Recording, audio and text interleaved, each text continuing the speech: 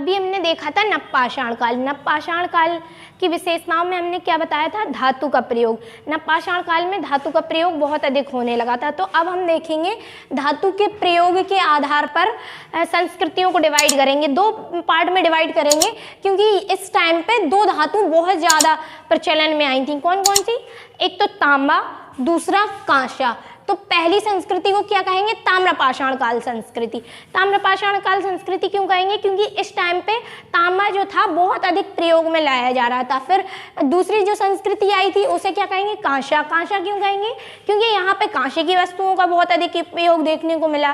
ठीक है, तो अब हम पहले ताम्रपाषाण संस्कृति को देखेंगे, उसके बाद देखेंगे सिंधु घाटी सभ्यता। सिंधु घाटी सभ्यता को ही तो कांस्ययुगीन नामक सभ्यता के नाम से जाना जाता है। तो अभी पहले हम ताम्रपाषाण काल संस्कृति को निपटाएंगे, उसके बाद देखेंगे ये वाली।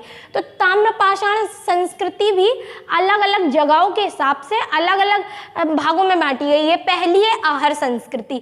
आहर किस जगह पे है? राजस्थान में। कभी कभी प्रश्न पूछ देता है कि आहर किस जगह पे है, तो किस जगह पे है? राजस्थान में। और आहर संस्कृति में ही कौन सी संस्कृति मिलती है? गिलिंदु। गिलिंदु एक जगह है राजस्थान में ही। इसे यहाँ पे क्या मिला है? पकी ईंटें मिली हैं। पकी ईंटों का प्रयोग बहुत अधिक देखा गया है यहाँ पे। अब देखेंगे मालवा संस्कृति। मालवा संस्कृति क्या है? एमपी में मिली है। ताम्रपाषाण संस्कृति का ही ये पार्ट है, लेकिन इसे स्थान के आधार पर हम बता रहे हैं ना कि मालवा है किस जगह पे? एमपी में। मालवा सभी को पता होगा, एंशिएंट हिस्ट्री से लेके मॉडर्न तक और अभी तक चला आ रहा है। मालवा किस जगह पे? तो सभी को पता होगा कि ये एमपी में। इसके प्रमुख स्थल कौन कौन से? कपथा। कपथा से आप लोगों को एक इम्पॉर्टेंट जानकारी देना चाहूँगी। कपथा जो है, कपथा से यहाँ पे जो लोग मृत्यु के बाद कपथा में जमीन के नीचे गाड़ दिए जाते थे। जो मृतक होते थे उन्हें जमीन के नीचे गाड़ दिया जाता था। तो कपथा में 29 कंगनों के साथ, कंगन जो हाथ में पहने जाते हैं उनके साथ मृतक को दफनाया गया है। ठीक है, तो इम्पोर्टेंट हो जाता है ये कपथा, क्योंकि यहाँ पे अलग प्रकार की कुल्हाड़ियाँ भी मिली हैं वहीं पे जहाँ पे लोगों को गाड़ा गया है। तो 29 कंगन मिले हैं और अलग प्रकार की आदिम कुल्हाड़ियाँ भी मिली हैं यहाँ पे। ठीक है, और एरण है, नावदा टोली है। नावदा टोली से सबसे ज़्यादा अनाज के साक्ष्य मिले हैं। तो ये भी इम्पोर्टेंट हो जाता है कि नावदा टोली किस संस्कृति का पार्ट है? तो मालवा संस्कृति का पार्ट है। और मालवा अभी भी हम देख रहे हैं कि वस्त्रों के लिए फेमस है।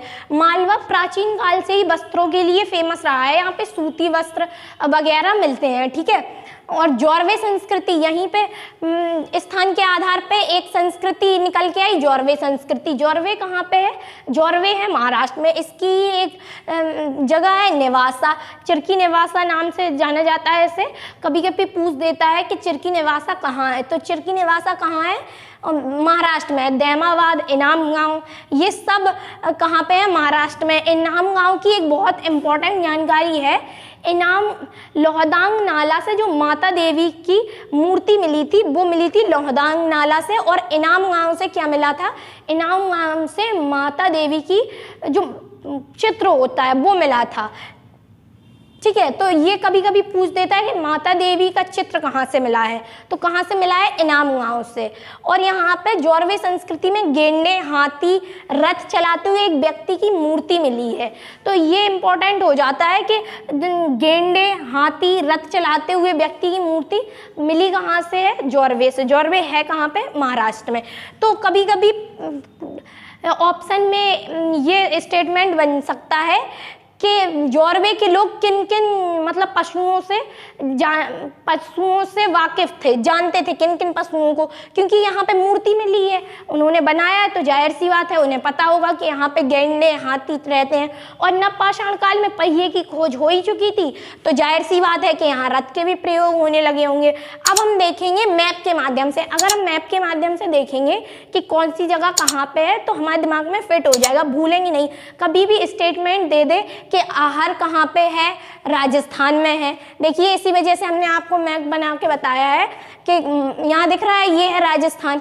राजस्थान दिख रहा है यहाँ पे, तो यहाँ पे हमने आहर लिख दिया है। आहर संस्कृति यानी कहाँ से संबंधित है? राजस्थान से संबंधित है। मालवा संस्कृति कहाँ से संबंधित है? एमपी से संबंधित है। जॉर्वे संस्कृति कहाँ से संबंधित है? महाराष्ट्र से संबंधित है। अगर आप प्राचीन काल हो या मध्यकाल हो या आधुनिक काल हो, यहाँ पे अगर आप मैप की जगह से अगर आप जगहों को मैप के माध्यम से याद करेंगे तो आपके दिमाग में एकदम फिट हो जाएगा। अभी हमने मैप बना दिया है, तो यहाँ पे आप देख सकते हैं कि राजस्थान में क्या है, कौन सी संस्कृति मिली है? आहार संस्कृति मिली है। जॉर्वे में महाराष्ट्र में कौन सी मिली है? जॉर्वे संस्कृति मिली है। MP में कौन सी? मालवा संस्कृति मिली है। अभी हमने देखा था ताम्रपाषाण काल। ताम्रपाषाण काल संस्कृति को अलग अलग पार्ट में डिवाइड किया था। अब हम इनकी विशेषताओं को देखेंगे। यहाँ क्या लिखा है? ताम्रपाषाण काल की विशेषताएं। तो अब हम देखेंगे ताम्रपाषाण काल की विशेषताएं। विशेषताएं इनकी क्या क्या हैं? नाम से ही पता चल रहा है ताम्रपाषाण काल, तो तांबे का, जाहिर सी बात है कि तांबे का प्रयोग बहुत अधिक हो रहा होगा। तो पहली विशेषता क्या हो गई? तांबे का अत्यधिक उपयोग। दूसरी विशेषता क्या है? गेरुवर्णी मृदभांड मिले हैं। यहाँ पे गेरुवर्णी मृदभांड होते क्या हैं? जो मटके टाइप के होते हैं गेरुए कलर के, उन्हें बोलते हैं गेरुवर्णी मृदभांड। तो गेरुवर्णी मृदभांड मिले हैं। और इम्पोर्टेंट ये है कि पहली बार चित्रित धूसर मृदभांड मिले हैं। यहाँ पे किस टाइप के मिले हैं? चित्रित। मृदभांड तो मिल रहे थे पहले भी, यहाँ पे गेरुवर्णी मृदभांड मिले, लेकिन इम्पोर्टेंट ये है कि पहली बार चित्रित मृदभांड मिले हैं यहाँ पे, यानी कि जो मृदभांड थे उन पर चित्रकारी की गई है। ये क्या दर्शाता है? मानव का जो चित्रकारी दर्शाती है ये कि मानव प्रारंभ से ही चित्रकला में रुचि लेने लगा था। और पहली बार चित्रित धूसर मृदभांड मिले कहाँ से हैं? हस्तिनापुर से। BV लाल थापर ने इसकी खोज की थी। हस्तिनापुर से पहली बार चित्रित धूसर मृदभांड के साक्ष्य मिले हैं। ठीक है।